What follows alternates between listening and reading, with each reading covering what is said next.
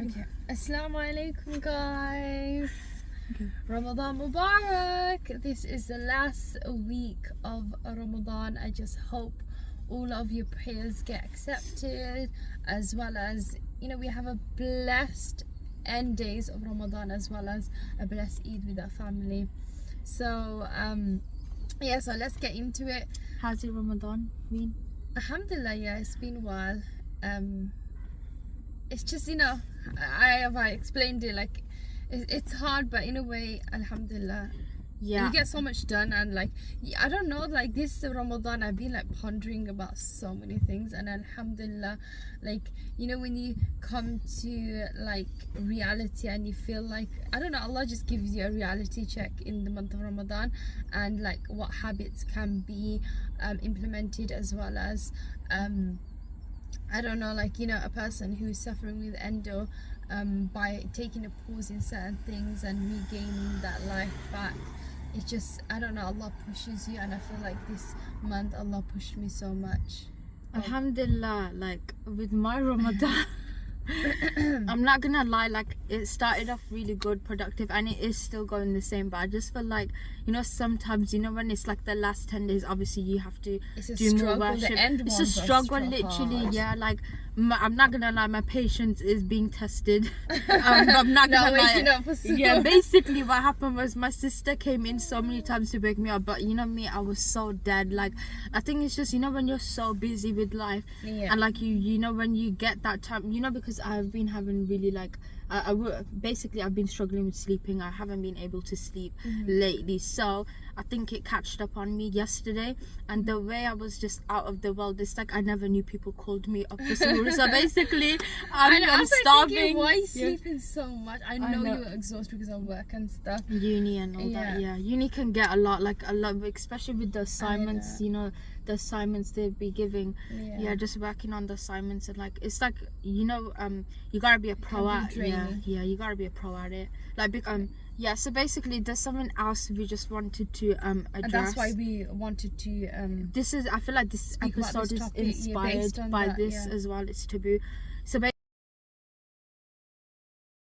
basically I'm sure you guys have seen online, there's been this case going on about a girl, 8 years old girl, Asiya, a Bengali girl, Bangladeshi. She basically got raped by her sister's husband and a father-in-law while visiting the second week of Ramadan, while visiting her sister, and her sister was drugged, and basically the act of them raping her was just so disgusting, because on that same day, she's only 8 years old, she probably was going there to visit her sister. She didn't know she was going to come back to go to the hospital to have 3 heart attacks and then to pass away. Like, this world truly is so cool, and it's just disgusting. We just wanted to say that, like, our condolence goes to the family, and it's just really sad. It is like, she was only 8 years old and she had a future ahead of her, but because of these monstrous people, they had to get their sexual desire fulfilled. They thought that they can't wait, but like, even the why? I know the father-in-law did it to her, and apparently the sister also got raped by the father-in-law. But you know what so really bad hurt it is. me is the sister couldn't just tell the truth or defend the sister that she did get raped. I know, she was defending rather the it's perpetrators. It's a reputation. I know. It's ijjat zaibagi. It's not nothing. There's nothing to do with ijjat here. At the end of the day, when you stand in front of Allah and you raped someone, I wonder how you're gonna say to Allah, you done that. About the actions that we do, like, even like, for example, as our sisters, we used to take each other's stuff. Oh my gosh, just imagine telling Allah, oh, she's my sister, like, I just wanted to take it, but you don't know how you made your other sister feel. You need to ask people. Guys, I'm going through that right now. Basically, already I'm not gonna lie, the last days of struggle, literally, like, my patience is being tested to an extent. I didn't wake up for suhoor, so I'm feeling hungry. I didn't even have water, guys. I'm so sad. But anyways, I don't know, my little sister thought that, oh, you know, like, oh, Abidah's really a nice sister. She wouldn't mind if I just, you know, grab one of that product, that makeup product. She wouldn't realize if I just take it. But she doesn't realize when she comes home, today's going to be her janazah. But I'm sure you guys know that. So, yeah, it's just really gruesome and disgusting what has happened. But then at the end of the day, Allah has honored her to such a level that this bad had to happen in order for her ranking to be so high. When she goes to heaven. She died in the month of Ramadan. Which is she a blessing died as well. like I don't know if it's a martyr, but she died. She went through so much pain. Do you get what I'm trying to say? Like in a sense, by raping her, it's like he murdered her in some sense. Do you get what I'm trying to say? He did, of course. Yeah. Obviously, this is trigger warning, by the way, but the things that they did to her was just disgusting to even speak about. Wait, that is Twanny's murder because they cut her as well. She's 8 years old, man. I can't. I don't know what goes through some mental males. It makes me angry. Who do shit like that. It's like you're so disturbed. Get yourself. Sorry, you get disturbing things. Yeah, like do disturbing things. You need to get your priorities checked, or go to therapy, or go to a psychiatric ward. They need to be admitted to one because that's just mentally disturbing. Like, it's just she's so 8 bad. years old. When I heard about a girl got raped, obviously I had a sad look in my face. But once I heard the age, I was like, they're just rape crossing shouldn't boundary. happen to anyone. It shouldn't happen to I know. No, as in what I'm trying to say. Like, when I hate, she's 8. I was like, how 8 years old? How can an 8 years old be raped? Do you know what I mean? Yeah. Don't they have no even empathy babies in are them? raped. I know that. As well. And it hurts my feeling. It does. It's sad. It is. And now we're gonna introduce you guys to the title, which was inspired by this case. Yeah, which was inspired by this case. The reason why it's been inspired, just imagine Asiya was alive. She did survive this rape case of hers. She could have been someone important in society. She wouldn't believe in men anymore.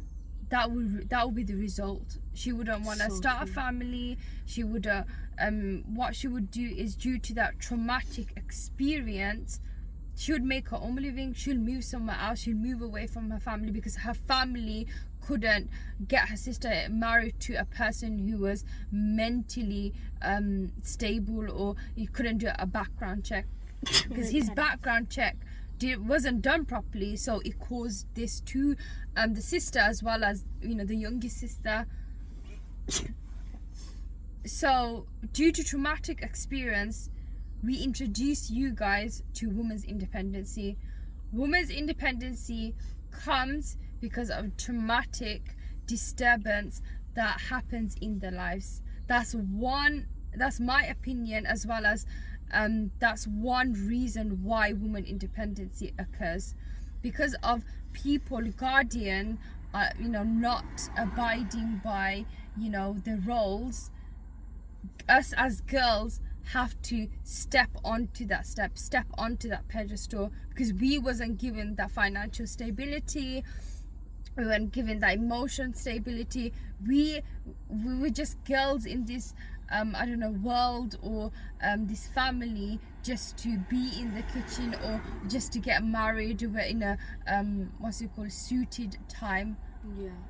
Do you get what I'm trying to say? One thing that really annoys me, and I don't know what boys think that they can get away with it as well, but on TikTok, obviously because it's Ramadan, obviously it's gonna be Ramadan related things that come up on TikTok. The amount of boys think that it's okay to make a joke about girls during Ramadan would be cleaning, washing the dishes, and then the last 10 days before Ramadan gonna be deep cleaning the house because Eid is coming. Just because your parents haven't taught you how to become a better person and a boy or a man or whatever you call yourself, it doesn't mean you can just degrade women and girls that do that. I rate them that they clean the house, they keep the house clean. Of course, boys wouldn't want to do that because they don't want to learn from the other gender, because the boys who do that, I rate you. That's what it shows, that your parents have taught you well. If you clean the dish, if you help a woman, it just shows that when you do get married, you will be helping your wife out. your family would be remarkable. Yeah, That's remarkable family in society. mashallah. It's really important how you bring up your kids, because at the end of the day, if you don't bring them up well, they might become a rapist, they might become a murderer, they might become a thief, they might become a drug dealer. So it's really important to invest time into your kids and give equal roles to a child. Do you get what I'm trying to say? Of course, balance it out. A girl was not created to serve people. She has her, life. Allah gave her for a purpose as well as how Allah has given a purpose for a male to stay in this world. Yeah. What independent?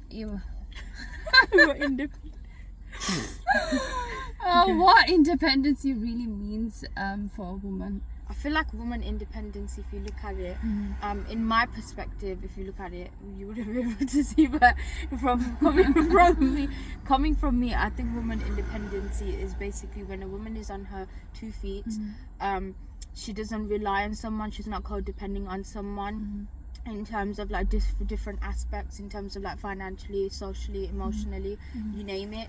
And I think having woman independency in this generation, in this society, in this like world that we're living in, like this time of the it's just important. It is because the way women are treated, I feel like women should know how to honor themselves, and they should know their worth, because women are not treated respectfully. And like in some countries, how now there's rights in the UK for women, not in other countries there is, like Afghanistan, and there's just like there's some women that don't have an education, and we should be grateful that we are able to study and have that kind of education. And that's not Islamically. I know it's not Islamically. Islamic country, but the Prophet's wife Khadija radiallahu anha, she was entrepreneur, she was a business lady. Before getting married to the Prophet ﷺ, she proposed to the Prophet ﷺ.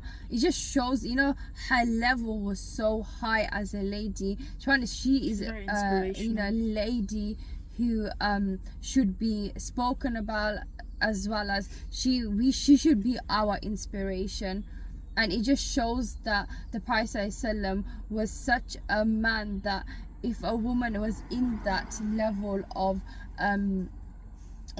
degree of education, or in society, she was very high ranking.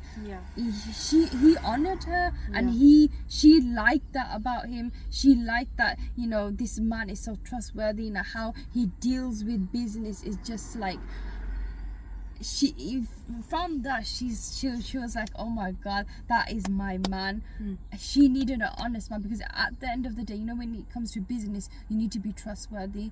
If you're not trustworthy, things go downhill. Do you get what I'm trying to say?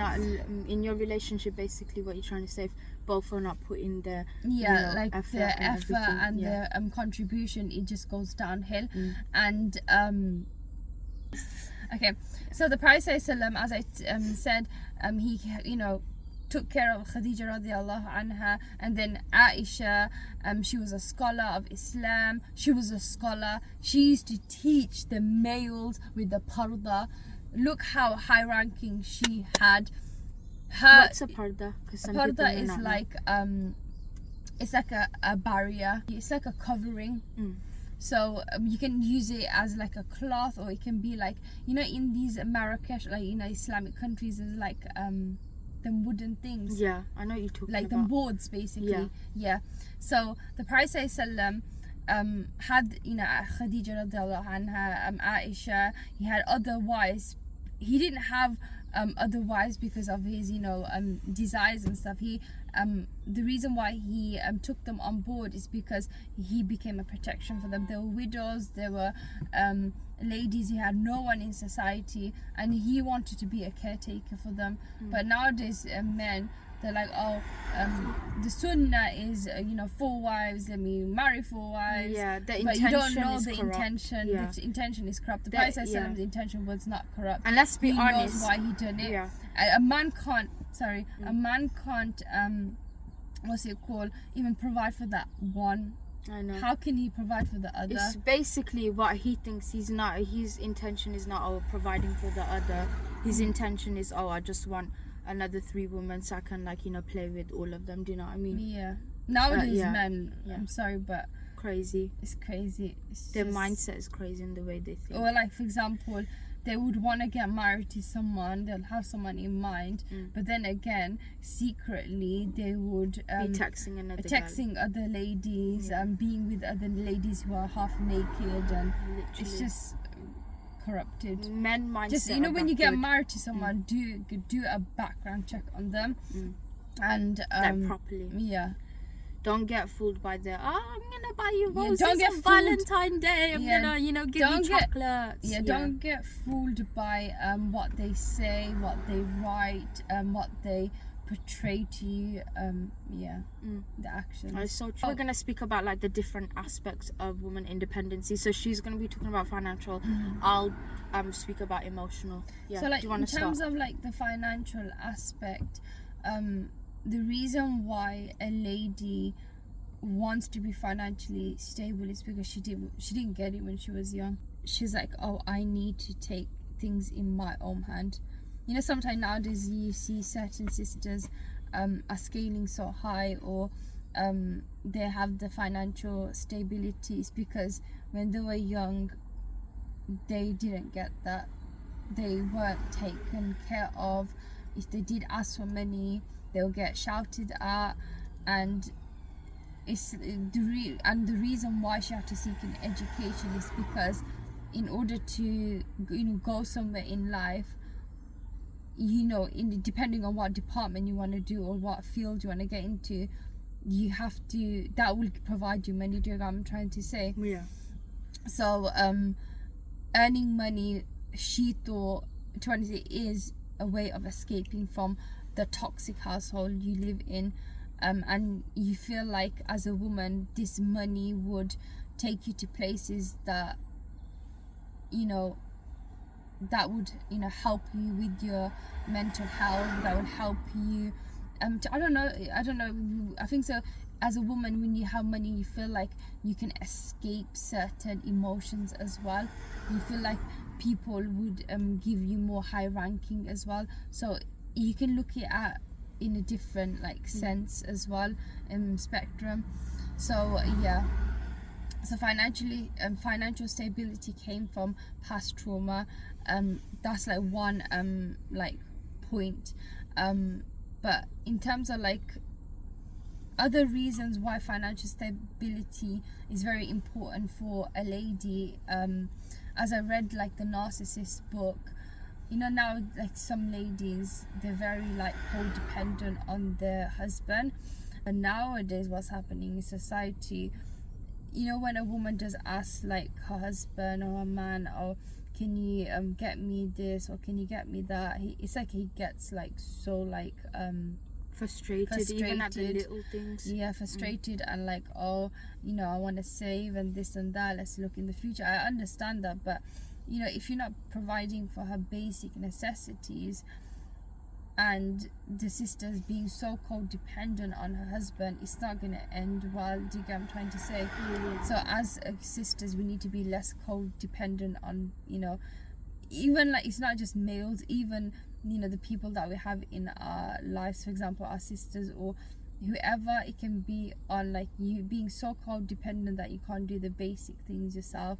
And as a woman, if you lose these people, you're going to be heartbroken, because at the end of the day, you're not going to know how to navigate through your own life. I know. That's why it's important to have independency in some sort. It's obviously, as a woman, we can become independent due to our past traumas and whatever we've been through, but also, like, just generally, the only thing is just good to put yourself out there, learn things, so then you would know how to manage on your own. Yeah. And still you can be in a relationship. I'm just saying, you know, it's good to know your things. If you don't know your things, people can play about with you easily and manipulate you in a relationship. You know, one thing I saw that, you know, when you have financial independency, if something does go wrong in the, like, the family, or you can move to a hotel, or you can go somewhere else. You can escape that life that was so traumatic upon you and mentally affected you so much. You can seek an education. You don't need to rely on people. And I think so it's very important as a girl to be financially independent, because no one's saving your ass. That's so true. No one's saving your ass. And also, how sometimes we need to be really truth to ourselves. No one can give us what we deserve and desire. Yeah, it's only us. At the end of the day, and Allah's the one to provide for us. Like for example, Maryam alayhi salam, Allah subhanahu wa ta'ala gave her fruits that weren't in the season. Yeah. If Allah can provide for her, like what a wonderful, amazing woman she was, and Allah dedicated a chapter to her in you the think Quran. that Allah can't provide for us? I know, we just like normal human being, but Allah knows all of our rankings. Yeah. But it just shows, how Allah honored her and how Allah made her story. Even her father, he's mentioned in the Quran, Al-Imran, that was her father's name. Her father wanted a male as his firstborn, but Allah gave Maryam. The reason why he wanted a male is because to take care of the chambers and the mosque and stuff. I'm trying to say, as sisters, work on yourself. Be that financial girl that you wasn't given that money that your parents are supposed to give you. Oh my gosh, I just thought about something. Be the girl that you needed when you was a child. Yeah, it's very true. Be there financially, be there emotionally, don't be a codependent, be an empath, and read the narcissistic book. You'll learn so much. You can link it in the YouTube description. Yeah, it's really good. Like I'm thinking, why hasn't that book gone viral? Because I need to read it. The sister, how she broke it down. She was a divorcee, and basically her mother gave her videos of certain things that her husband was doing, and then from that she saw that he is a narcissist, and she just left the marriage because it was so bad mentally, and people go through abuse and stuff. And look what she created. She's helping so many sisters, and she's making them. She doesn't realize her book is a strength for girls to get back on their feet. Basically, and she's making sisters very strong and visual in a sense that you don't need always a person in your life. You can go to so many platforms or so many levels in life. You can achieve so many degrees, and Allah can honor you so much.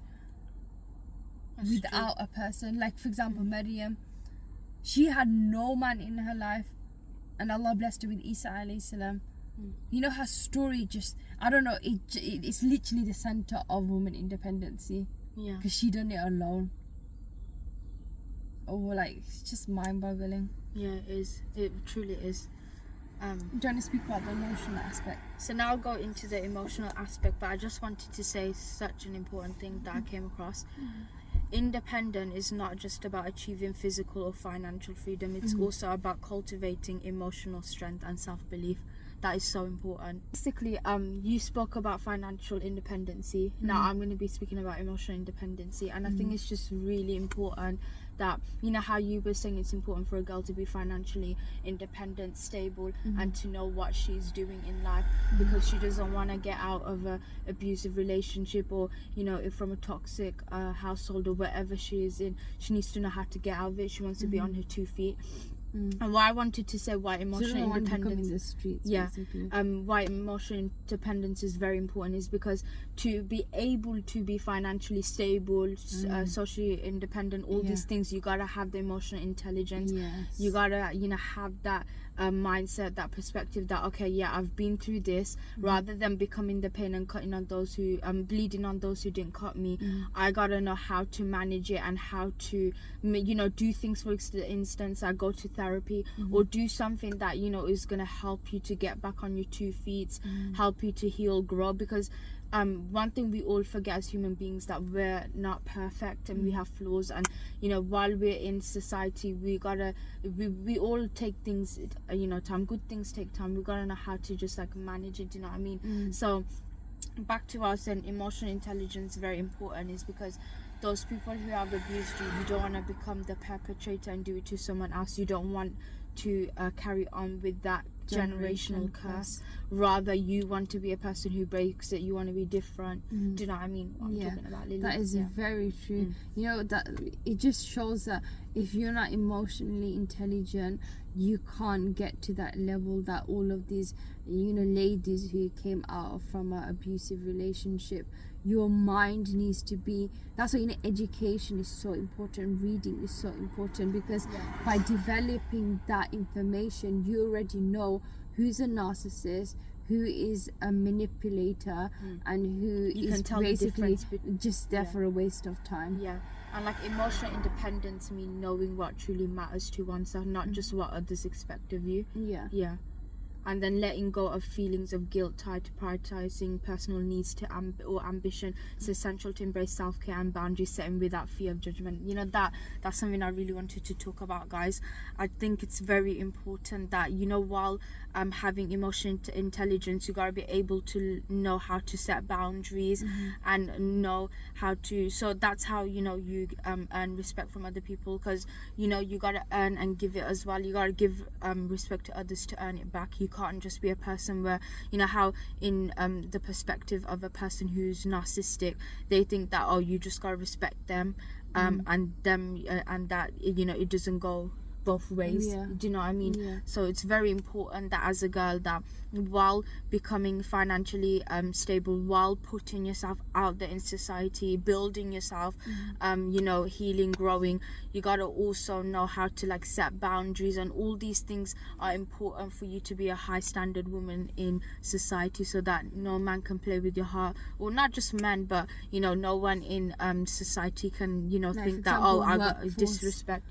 Workplaces, as a lady, you need to be very like mentally there, stable, in order to, you know, be in a workforce, because you're gonna get scolded at, you know, so many left, right, center, depending on what role you are. But, you know, I think so, like people who are in the bottom level, they get more scolded at, and so it's sad. so It's bad. status in society. Like, you know, you know, certain sisters, you know, I speak to, like, I feel sorry for them. Like, that's why a lot of people just want to have their own business. They want to work for themselves, because in the workplace, what happens and how much like disrespect you get is just mentally so draining. And as a lady, you trying to get that financial stability, but then you need to be emotionally intelligent, and like there, it's just like, oh, where do I go, what should I do, you know, if I want to be a single girl, you know, sometimes you need that like support system, like, oh, I need to tell someone I'm just going through like shit, like no one's understanding me, my workplace is just like this, so like disgusting, there's so disrespect, they just they don't have the code of conduct, and it's just like, where does she go then? But then again, like if you are trying to like you maybe started a job and, you know, it's going well, and then what's it called, people are speaking shit about you, it's just not going your way, find another place, get an interview and go to that place. People spot on what Lily is saying, because like, also another thing, have you realized you know, it's just not that we get like mistreated, obviously we get mistreated in workplaces, but even like the salary in workplaces for men and women differ so much, and you can see who gets the better paid. Even though like a woman could be doing the same job as a man, but she still gets paid less. It's so sad, it is. But also another thing we wanted to say, that in Islam, obviously, and as us, we both sisters, we don't believe in feminism, we don't agree with feminism, because there are some things that go against our faith. For example, like Allah has given us responsibility, darja, to both genders, and we have different roles that each of us can do that the others can't. So for example, so like, you know, what a woman can do a man cannot do, and whatever a man can do a woman cannot do. And for example, I'll give you an example. Basically, women give birth, but men cannot do that. Do you know what I mean? So I don't know, I think so, like feminism is gone to an extreme level, and if you haven't studied what feminism is and what Islam goes against it, you just you don't know what you're talking about.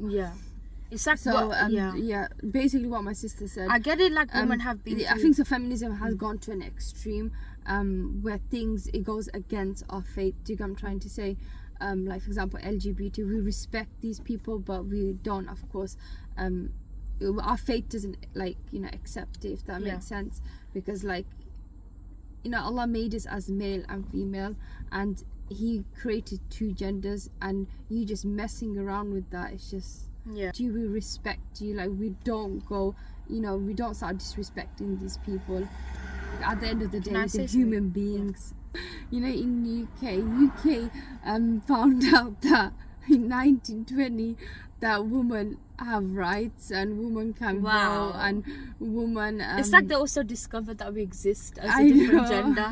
Like, guys, hey, we're a woman. And it's a woman talking to you. Like, they went through some waves to get, to give women rights, to get equal pay of in the workforces and stuff, and what's it called? And other things, like getting that in place for a woman. But then the Prophet 1,400 years ago, he already gave us women right. He honored us. He stopped people males from burying us daughters alive. Look at how much the Prophet honored us, and people speak so much bad about him.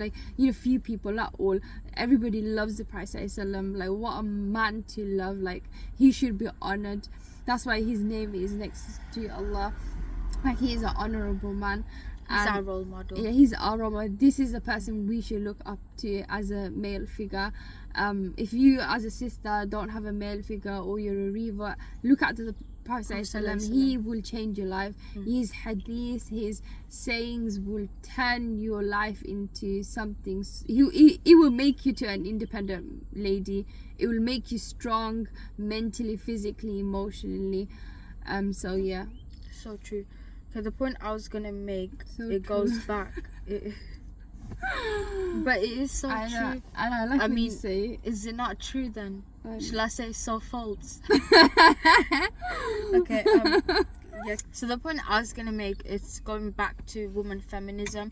I feel like it's gone to an extreme level. Have you realized, to the point where women are like, oh no, we can do everything that a man can do. But okay, that's fine if you can do what everything a man can do. That's fine. But I just feel like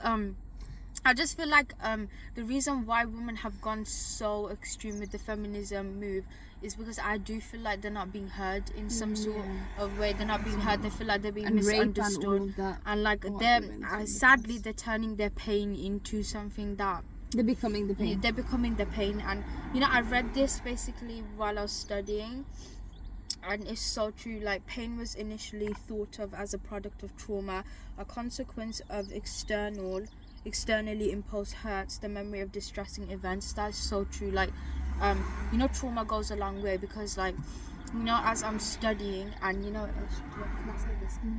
While I'm studying at uni, we're learning in psychodynamic counseling, which is my favorite part of counseling. Like psychodynamic, we go into trauma, and we go deep. We literally talk about dysfunctional families, rape, and all these things. And basically our lecturer, she wanted us to read this article for next week, which I've already read, and it's about trauma. And trauma goes a long way. And how at the start we spoke about Asiya, and why we got inspired to talk about and to base this taboo topic on today's episode is also because I feel like how do I say? I feel like, believe it or not, trauma has a big part to play in everyone's life. Everyone experiences trauma differently. Like, something that could be a cake of slice for me, it could be something really big and hurtful for her, something that she still thinks about till this day. But yeah, so in the book what we were reading about, I was telling you about this about yesterday, about how sexual abuse and rape, if you have been sexually abused or raped, you would only know how that feels. And it has a big impact of the person you become today. Literally, if you was to read the article, you would even start crying. And they talk about this case. Yeah, I'll send it to you. They talk about this case of a boy, let's just name him Tom. Basically Tom, he he got raped by his father. By the way, boys do get raped as well. It's not just women. Men also get raped. So basically, he got raped by his father, and he went to therapy. But then, when he went to therapy, it was late already. He had gone to therapy after all these abuse. He basically was the victim of the abuse, but he became the perpetrator because he passed his pain and hurt onto his little sister. He raped his little sister, and it's just so sad. It is. When he spoke to his therapist, he was like, "Oh my gosh, now I'm realizing that not only was I a victim of abuse, and it changed me for who I am. I couldn't cope with that. I became a monster, and I raped my own little sister, and I feel so bad." And he realized later on what he did was so big. It was a big thing. Of course, it was a disturbing thing, because now when his little sister grows up into society, just imagine how she views the world, and how she might go like, I don't want to become a mother, I want to rather be single. Like, have you sometimes realized why girls want to be single? It can either be that they've been through some sort of like sexual abuse or traumatic experience, they've been through some sort of thing, or just like how men have treated them, the men they have come across. But I'm not saying that all men are bad. Obviously, there's still men to meet out in this world, but I'm just saying that just because it's very a important percentage of men raped and they basically cheat and they can't control the sexual desire doesn't mean we lower those men who we don't. Are men of society. You actually call them men of society who respect ladies, who lowers the gaze down, who don't do like what's it called, like they don't have multiple relationship just because they have so much money in their hand. Do you know what I'm trying to say? And also by speaking about that what's it called article, I watched a documentary. It's called the Indrani Mukerjea case. You know what happened to her? Her father raped her when she was around 15-16 years old, and she became the pain. She became the pain because basically what happened was she had a baby with her father. She got raped. And due to that, she got pregnant. And then she found a guy. She told him that this has happened. I need your help and this and that. And then she had a baby with him. But I think so. They got married. And then they got married. Yeah, they got married, and then they got they had a son. And then these two kids, due to how young she was, and she had that a rapist is coming back, her father's coming back to the household, she left. She said to her mom, "You keep the kids. I'm gonna look for a job. I'm gonna go to Bombay and what's it called? How can you make like a living, be financially stable?"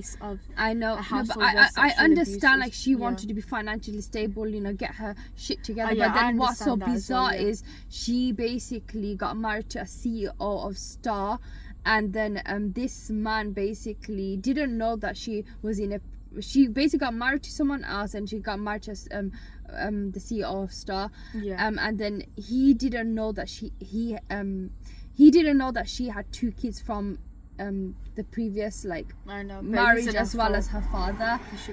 Then when she did, her mom basically contacted her saying that we're not financially doing well, and we need that support. And then she basically gave 2 tickets to the girl and boy. They came, and you know what broke me? She said to them that, "Oh, you need to I'll help you financially, you and your grandparents, but you can't call me mom. You have to call me sister."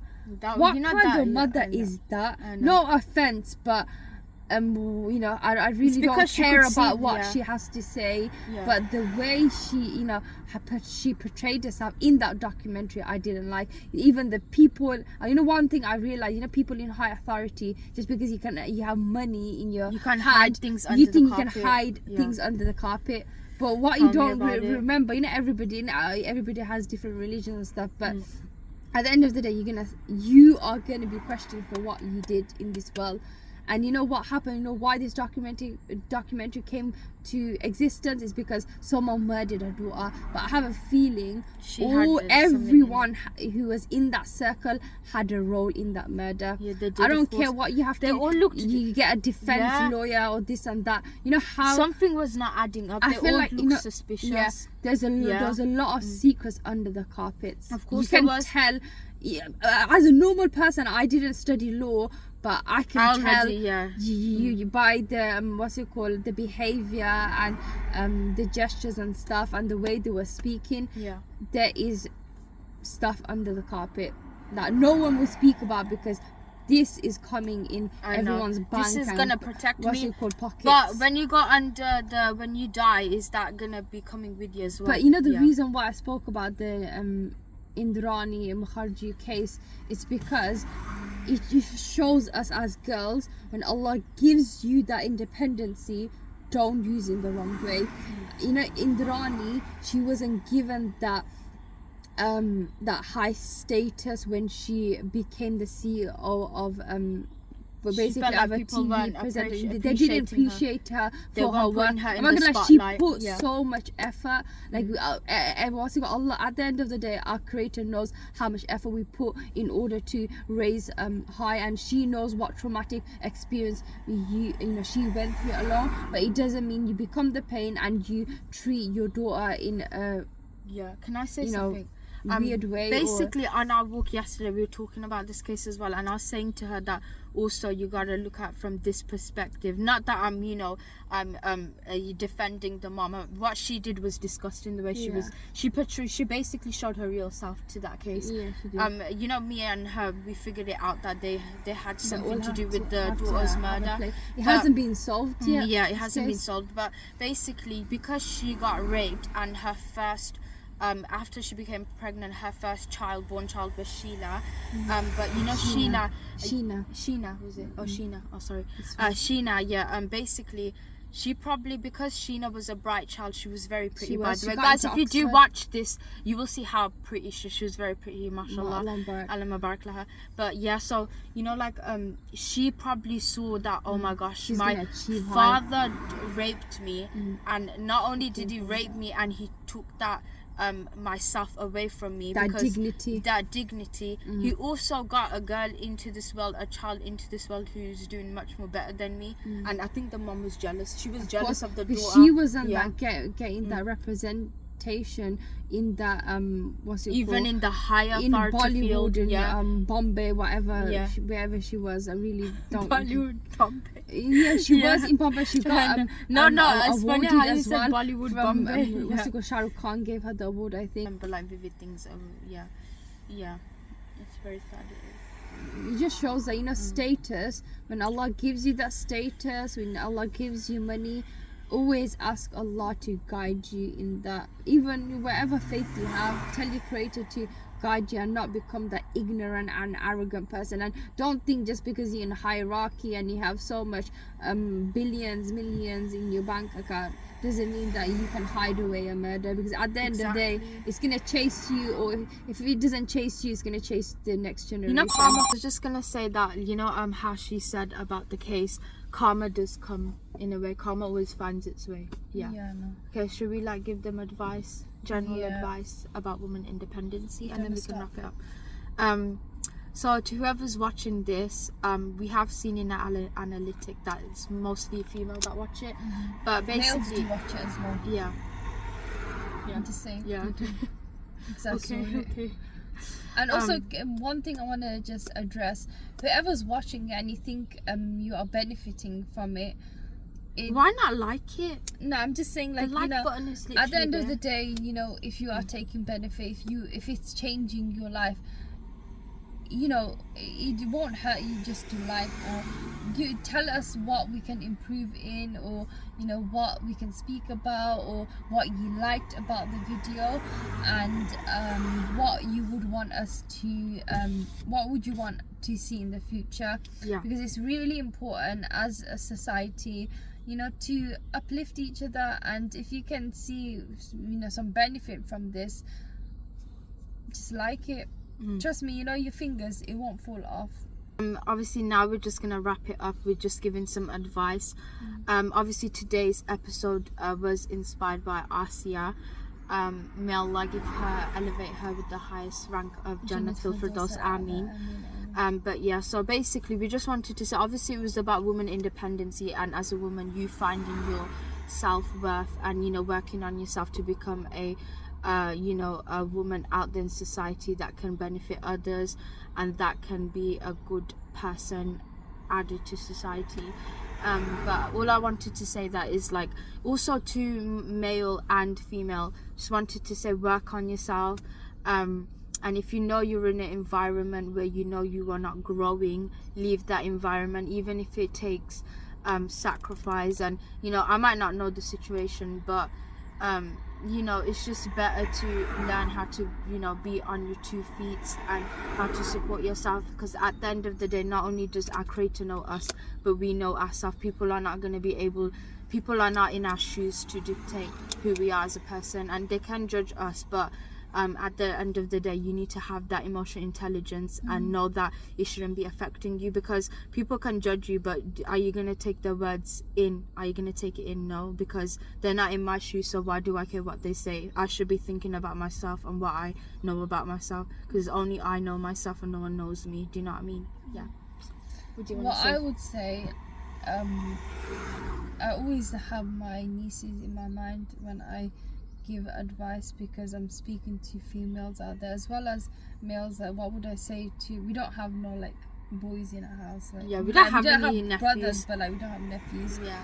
Like, what would I say to them if they were in front of me? I'll say, work on yourself to a level that you don't need to depend on anyone. But remember to give respect to those who, you know, who earned your respect, who have played that pivotal role, who put the sweat and effort to make you to who you are now. At the end of the day, we have flaws. Allah tested us with certain things in our life that we can't, you know, get rid of. For example, Asiya, you know, whatever happened to her, and other people I'm sure went through the same thing. But remember, don't become the pain. I know it was a traumatic experience, but if you can make awareness of rape, the rape that happens in our society, as well as the injustice that happens in our society, and the murder case that happens in our society, and, you know, being a lady who can differentiate between narcissism and what is not a narcissism, it just shows you that, you know, whoever you choose in your life, you're gonna think twice before getting that ring in that finger. I really like what you said there. That's so true. Like, you know, instead of becoming the pain, you should actually learn from these life lessons. And so when you're choosing a partner, it's going to be so easy to look for one. Do you know what I mean? Because you're going to go like, oh, if I see a red flag, no, I'm dodging that person. Like, you know, I always think, like, you know, I always have a conversation with you, like, I want to get married. But then I'm like, I don't want to get married, because I don't know. It's like the things we see. And it's the things that we see. And it's like, I don't know, is there a real man out there? Do you get what I'm trying to say?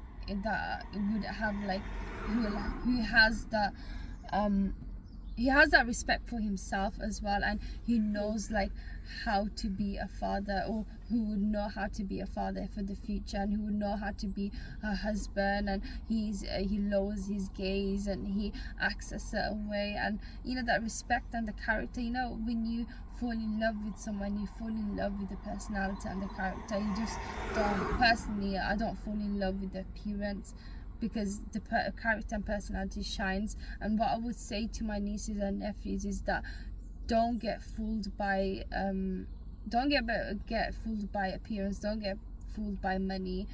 And appearance doesn't always last long, guys. They're gonna grow old, and you're gonna be looking at your wrinkled husband that's gonna be looking like a grandpa to someone. So so you need to, like, think 100 times before settling down with someone, because if, you know, at the end of the day, if you guys think you guys are compatible for each other, you guys have that mindset of, we need to both ladder up in, you know, where we want to see ourselves in life, then you guys are made for each other, because you guys will boost each other up. But if you are a couple that, oh no, it's a male that's going up or it's a female that's going up, trust me, that marriage is not gonna last. You shouldn't be because then competition with each inside other. of you, one of the a couple, he or she's gonna get that resentment Doubts, or that jealousy, or something's gonna grow in that person that is gonna cause to something greater. So always think before you make a decision, or if you, I don't know, if you do anything in life. I really like what you said. Yeah. It's so true. Basically, because I'll give that advice to my own daughter or my own son. Don't get married to someone who is not gonna play a role in your life, or who is a playgirl or a playboy, or by looking at someone and the character, you just can tell who they are. And if you don't wanna repeat what happened to you in the past, because they didn't work on you, your parents and stuff, and whoever was your caretaker, you think that you would want your kids to go through that. And at the end of the day, everyone can be independent. A traumatic experience doesn't need to make you into an independent lady. It's you yourself. If you want to be that independent lady, be that independent lady, be the independent man, and see how life changes. I was gonna add something else to what she said. I really love what she said. And 100% agree. I'm just gonna clear something up, but the way we're talking about male, we're not putting any hate out there. We just it's just because we're females, so obviously we're sharing our experience. We're sharing our experience, and it's a taboo topic. Brothers, don't hate us. We don't have no hate towards men. We don't have hate towards men. It's just what we have come across in the what news, we've experienced in life. Personally. Just by seeing in society, like what we came across, like. But I'm not saying to those men who have that adab, that respect, and who lowers the gaze down, and who knows the rights of male and female. Like, I'm not shunning you down, trust me. I'm just speaking what my heart has to say about what needs to be fixed in society. I do have respect for those brothers who are doing so well in society. But you do say what your heart needs to say in the book, Heart Compass. Guys, read the book. She speaks about like love, relationship, family. She gives of family, function of she family. gives deep, beautiful advices, and trust me, it's a beautiful book. My big sister, basically, I added her to my book. She read the poem to Lullaby, and he started crying. He started crying. He got emotional. Which poem about Baraf as well? Oh really? She read it and he got so emotional. Oh my God, that's and so he was cute. like, I wish there was someone in my life that was like that, and who can write something like that. Oh my gosh, it's told me it's true. I was emotional when I read my part too. You didn't see me go emotional. A male saying that. I don't cry in front of people, that, but he cried. He got emotional. Like, he wished like he had someone who honored him in that sense and respected. And then Bara was explaining what we went through. Alhamdulillah. Anyways, guys, we're gonna wrap it up. Take care of yourself. Hope you enjoyed this episode, and also we've been really busy, but bye bye. Assalamu alaikum. Bye bye.